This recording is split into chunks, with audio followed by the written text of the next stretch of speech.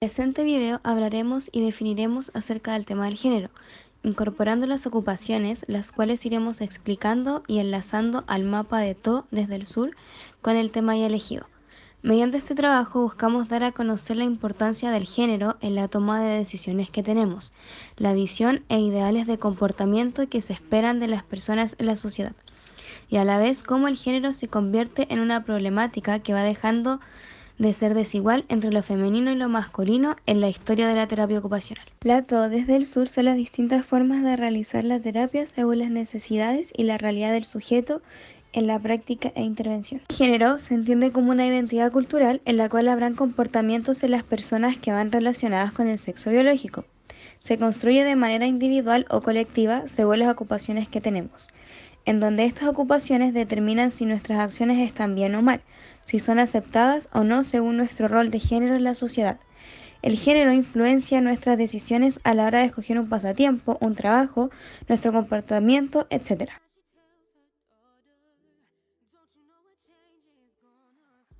Ocupaciones colectivas. Las identidades, epístemes y prácticas de la TO del sur son ocupaciones colectivas porque los saberes se van formando cuando se realizan las ocupaciones dentro de una comunidad en relación con otras personas. Identidades. La identidad en terapia ocupacional desde el sur se basa en cómo los terapeutas meditan, piensan y cómo se sienten respecto a ellos mismos. Para que esto se realice es necesario autoconocerse para poder experimentar, elegir y sentirse capaz al momento de realizar una ocupación. Y la autoconciencia es donde se identifican roles tradicionales como ser madre, trabajador y roles informales como lo son hermano, amigo, etc. El saber es el que adquieren los profesionales y está basado en algo más teórico que se pueda comprobar, ya que proviene de países anglosajones por lo que tiene una posición más positivista. También existe un saber que no es comprobable y surge de la experiencia. Respecto al género frente a la crianza de un hijo, desde varias generaciones se le ha inculcado a las niñas desde muy pequeñas a jugar con bebés, a cuidarlos cuando se resfrían y lloran, y darle un sentido de responsabilidad afectiva hacia el bebé de juguete porque son mujeres. Sin embargo, a los niños no se les otorga esta visión hacia la crianza, tampoco el rol de padre o de cuidador en sus juguetes. Ellos tienen juegos de autos, herramientas, armas, indicando que son quienes protegen y llevan el hogar, porque eso es lo masculino y su papel en la familia. Emergencia. La terapia ocupacional surge en el siglo XX, pero es en Estados Unidos donde se logra consolidar en el año 1917, en donde existía un sistema patriarcal notorio en el dominio del hombre sobre la mujer en distintos aspectos como en la vida cotidiana, en el ámbito laboral, sexual, etc. El hombre era considerado como alguien capaz de ser líder, independiente, inteligente, que tiene la capacidad de protección y poder, mientras que la mujer era vista como alguien débil, dependiente, apta para el cuidado y frágil. Cuando emerge la teoría en Estados Unidos, era visto como una profesión para mujeres, y eran las encargadas del cuidado de las actividades consentidas, pero bajo la supervisión de un médico, quienes trabajan en conjunto con ellas, pero siendo ellos los que tienen el poder. Esto en la actualidad sigue ocurriendo al ver la medicina como una profesión masculina, en donde el hombre es el líder y es confiable para realizar procedimientos ya que es considerado alguien competente, mientras que la enfermería sigue estando más dirigida a lo femenino, porque la sociedad nos hace pensar desde muy pequeños que la mujer es más capaz de cuidar a otras personas por su delicadez y sentido maternal. Función. El terapeuta aprende de los usuarios además del conocimiento de la terapia. Actúa como una persona de rehabilitación holística para ayudar a los usuarios a dominar las actividades diarias básicas y a mantener la independencia y hacer valer sus derechos. En el caso de que debamos cooperar con un usuario homosexual, debemos salvaguardar y hacerle saber y sentir que todos somos iguales en derechos, pero diversos en muchos aspectos. Conocer los gustos del usuario para poder intervenir y crear un ambiente confiable para trabajar en ocupaciones de su agrado. No se debe asumir las preferencias de las personas por su sexo biológico, ni imponerle actividades que son para hombre o mujer según la orientación que ellos tengan, ni tampoco asumir su orientación según las ocupaciones que tiene la persona.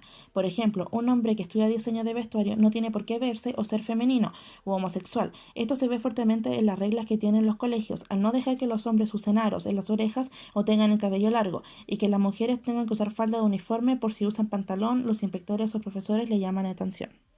Fundamento teórico. En la época del siglo XX, las mujeres no tenían poder para hacer valer las ocupaciones con sentido como un tratamiento, por lo que necesitaron la participación de hombres médicos para que esto fuera considerado, ya que se veía como una profesión femenina y varios médicos consideraron la importancia que tiene la relación cuerpo-mente y el impacto e importancia que tienen las actividades en la salud por el movimiento de arte y oficio de las personas, por lo que comienzan a trabajar en conjunto con disciplinas que en ese entonces solo realizaban las mujeres, como por ejemplo enfermería, trabajo social y la enseñanza, para así poder completar esta nueva disciplina que es la terapia ocupacional. Esto nos muestra la superioridad y credibilidad que le dan las personas al género masculino, el cual se sigue viendo hoy en día. Por ejemplo, hay profesiones que se creen hechas solo para hombres como lo son la construcción, ya que los consideran más fuertes, mientras que una mujer que tenga la misma profesión le será difícil conseguir trabajo porque no la ven capaz de realizarlo. Las personas la critican porque no es una profesión femenina. Epístemes son las maneras en que nos acercamos al conocimiento y saberes. En el preparadigma de la ocupación se toma conocimiento después de la Primera y Segunda Guerra Mundial sobre realizar actividades para un uso terapéutico. En soldados para distraerlos del dolor, angustia, ansiedad y efectos causados por la guerra. Para esto se conoce que las ocupaciones con sentido son muy necesarias para recuperar la salud física y mental. En el momento de la guerra solo participaban hombres auxiliares de reconstrucción para atender a soldados que estaban heridos. Bajo este contexto, la TO tomó un conocimiento más científico ya que estaban bajo las indicaciones del personal médico militar. Las mujeres auxiliares fueron llamadas cuando los soldados ya llegaron a su nación, en donde eran las encargadas de cuidarlos y atenderlos. Historizar los epístemes. Al historizar el preparadigma, podemos decir que en 1917 se creó la Sociedad Nacional para la Promoción de la Terapia Ocupacional, que buscaba darle sentido a las prácticas que se realizaban. George Burton le dio el nombre de terapia ocupacional y fue el primer presidente que tuvo la asociación. El cofundador fue William Roch Dunton, dos hombres los cuales creían que la ocupación era muy importante para el tratamiento de las personas. Pero también hubieron participaciones importantes del género femenino, ya que gracias a ellas se expandió la profesión. Entre ellas, Eleanor Clark, que es una de las fundadoras de esta disciplina. Susan Tracy fue la primera terapeuta ocupacional y así el género femenino comienza a tener participación importante en esta disciplina y en otros aspectos también, ya que todo esto sucede mientras acontece la segunda ola feminista. Pensamiento crítico para situar el conocimiento. Mediante el pensamiento crítico se sitúa el conocimiento, por lo tanto, antes de la Segunda Guerra Mundial se tenía un saber en torno a las ocupaciones con sentido. En cambio, gracias a los aportes como el desarrollo de la medicina física, la escritura de variadas técnicas y la adaptación que tuvieron los terapeutas perdiendo el sentido de ocupación, hizo que se considerara a los pacientes como pasivos y centrándose en la patología, dejando de considerarse efectivo el tratamiento de las prácticas con sentido. Sin embargo, Mary Reilly dice que es necesario volver al fundamento inicial de lo que es esta disciplina para que se centre en la ocupación. Ella es una invitación a todos los terapeutas a que reflexionen sobre su desempeño y la manera que comprendan a los usuarios. El aporte de esta mujer hacia la profesión es considerado como una de las primeras teorías enfocadas en la ocupación del paradigma de la ocupación para que se retome el propósito inicial de esta disciplina. Rescatar el sentido común como un saber que se construye en la práctica. En el paradigma de la ocupación está presente el movimiento de arte y oficio, el cual tiene como objetivo rescatar la parte artística y moral del diseño. Para Morris era muy importante juntar el arte con el oficio, ya que de esa manera se podrían crear diseños bellos. La finalidad de este movimiento era poder juntar el arte junto con el trabajo de las personas, para que así ellos pudieran integrar en su vida diaria lo que han aprendido en la práctica de las actividades artísticas que los beneficiaba a poder tener una vida más tranquila. Este movimiento fue motivado tanto por hombres como por mujeres con grandes aportes a la profesión. Una de ellas es Susan Tracy. Fue una enfermera que utilizó el saber del arte y oficio en su profesión para realizar las ocupaciones. También fue propietaria de un negocio donde le enseñó a pacientes y enfermeras sobre las prácticas de terapia ocupacional, y después estudió economía y arte. Susan Cox Johnson fue otra mujer que hizo grandes aportes en el movimiento de arte y oficio, ya que ella fue maestra y defensora del uso de las artes manuales y a lo largo de su profesión batalló para poder demostrar el potencial curativo de la ocupación. Prácticas, acciones que llevamos a cabo como TEO en la intervención y en conjunto con colegas, compañeros. Los terapeutas, las prácticas, la terapia ocupacional desde el sur, prestamos nuestra ayuda y servicio en la intervención a personas que tengan algún problema o dificultad para realizar sus ocupaciones. TEO desde el sur. Las terapias que se comenzaron a realizar en el sur son prácticas que se adaptan a la realidad que vive el usuario y a las necesidades que tiene. Prácticas políticas. Siempre se están llevando a cabo prácticas políticas porque en cada acción se toman decisiones y a la vez esta busca ser transformadora y no repetir un sistema. En base a la historia de la terapia ocupacional, era considerada una profesión femenina porque las actividades que eran realizadas en la práctica eran tipo manualidades, como el bordado, tallado, carpintería, cerámica, tejidos, etc., por lo que el perfil femenino era lo que dominaba la profesión.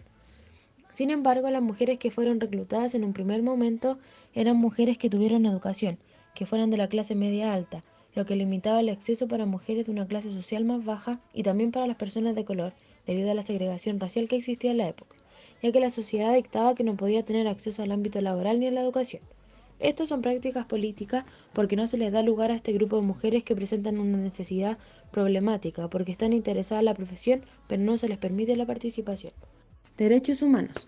Las prácticas políticas están basadas en los derechos humanos, donde podemos notar cómo comenzaron a haber grupos de mujeres que empezaron a rechazar este sistema y al alzar la voz para tener un espacio en el mundo laboral, entre otras demandas, ya que las mujeres que fundaron la terapia o trabajadoras como terapeutas estaban solteras o viudas, porque la cultura patriarcal que existía no tenía permitido ni pensado que la mujer de la clase media alta pudiera trabajar y a la vez estar casada, porque para eso estaba el marido.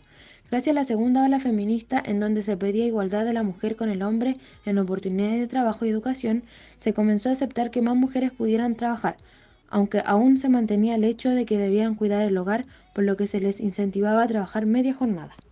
Prácticas sociales. Buscan la transformación de todo y el entorno, inclusión al sujeto. Las prácticas sociales siempre están situadas en un contexto en donde se busca la transformación de todos, del entorno y la inclusión al sujeto. En el contexto del siglo XX, la mujer terapeuta es incluida en la terapia ocupacional, ya que tenía saberes que eran considerados solo para la mujer, de acuerdo al rol que cumplía la sociedad según el género. Se esperaba que fueran atentas, maternales, gentiles y cuidadosas con los pacientes, y al realizar estas prácticas se iban construyendo en interacción con los pacientes y otros profesionales, por lo que la terapia ocupacional está establecida por la influencia de otras disciplinas, como lo son la enfermería, el trabajo social y también la medicina, en donde las múltiples formas de saber son válidas dependiendo de la situación que se presente. Se produce un intercambio entre ellas y se complementan para formar una sola disciplina. Clásica. La teoclásica, la teo del norte, se tiene un saber y una percepción muy distinta a lo que es la teo del sur, porque la realidad es muy distinta a las necesidades que se tienen en los Países Bajos, en donde depende de qué manera se define la práctica y la intervención que se realizará. Distinta manera de entender los problemas sobre las personas en las que se va a intervenir, en los cuales están. Enfermedad. Aquí se piensa que la persona es el problema porque es quien tiene la enfermedad, entonces se trabaja con el usuario. En un caso de un niño con autismo, el foco está en tratar su condición, por lo que la intervención es limitada. Podría hacer citas con un psicólogo en donde se realice una evaluación del coeficiente intelectual, centrándose solo en su condición, ignorando factores externos como gustos, intereses que pueden influir en la intervención.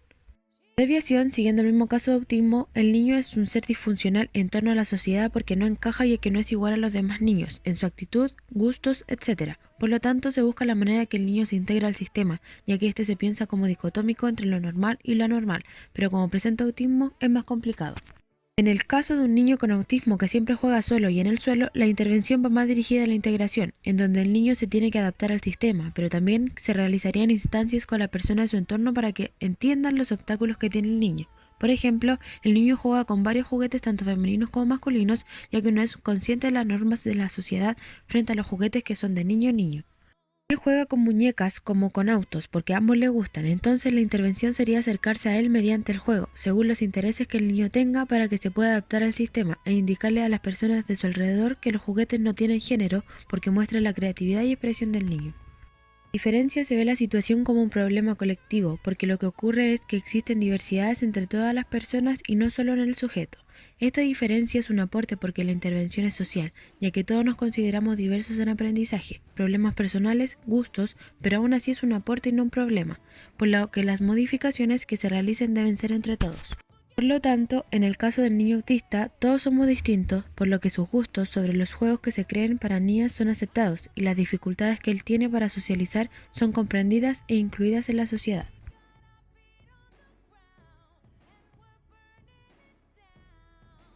Conclusión.